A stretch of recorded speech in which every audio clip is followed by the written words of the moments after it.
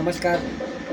गेले काही दिवस सोशल मीडियावर आपल्याच महाराष्ट्रातील राहणारे लोक हे आपल्याच भाषेविरुद्ध सोशलबाजी करतायत, बॅनरबाजी करतायत.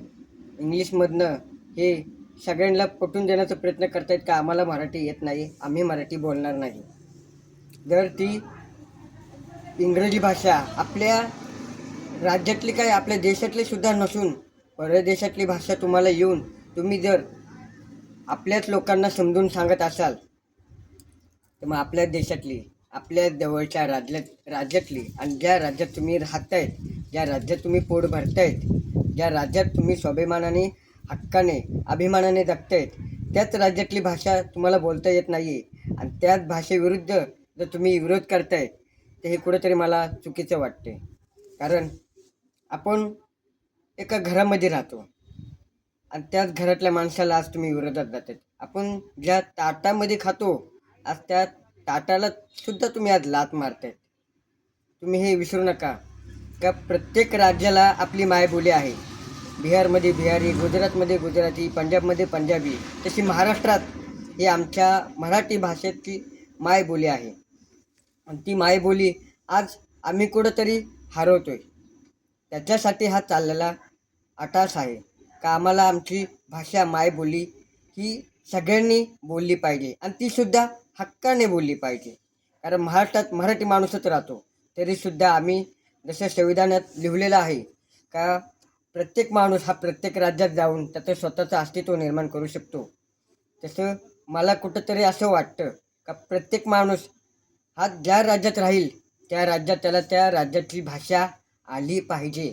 आज तुम्हाला सांगतो का तुम्ही तुमच्या पूर्वज ज्या टायमाला तुम्ही इथं म्हणजे आले त्या टायमाला तुम्ही इथं आल्यानंतरून आमची भाषा तुम्ही बोलत होता. कारण देवाणदेवाण हे तुमच्या लोकांना म्हणजे पटवून द्यायचं होतं. त्याच्यासाठी तुम्ही आमची भाषा वापरत होता आणि ज्यावेळेस तुमची पोटं भरायला लागली त्यावेळेस तुम्ही मात्र आमची भाषा ही विसरायला लागली. जर आम्ही मराठी माणूस असूनसुद्धा आपली माणसं म्हणून आम्ही तुमची भाषा ही बोलू शकतो, आपली माणसं म्हणून. मग तुम्ही का नाही आमची भाषा वापरू शकत? का नाही आमची भाषा तुम्ही बोलू शकत? आमची मराठी भाषा हे म्हणजे आमचं अस्तित्व आहे. आज आम्ही कुठंतरी ते अस्तित्व हरवतोय. त्याचा हा अट्टास आहे आणि त्याचा हा लढा आहे.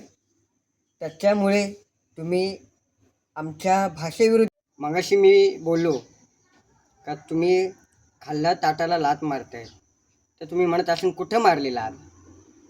तर एक सांगू इच्छितो की आज महाराष्ट्रात राहूनसुद्धा मराठी माणसाला नोकऱ्या नाहीत. आज मराठी माणसाला कोणी कंपनीत कामाला घेत नाही. का?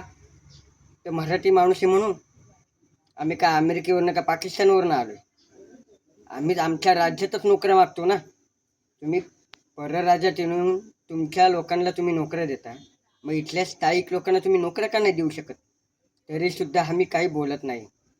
पण जर तुम्ही आमच्या भाषेविरुद्ध जात असाल तर आम्हाला कुठंतरी लढलं पाहिजे. आम्हालासुद्धा ह्या गोष्टीला विरोध केला पाहिजे. कारण आमची मराठी भाषा हे आमचं अस्तित्व आहे.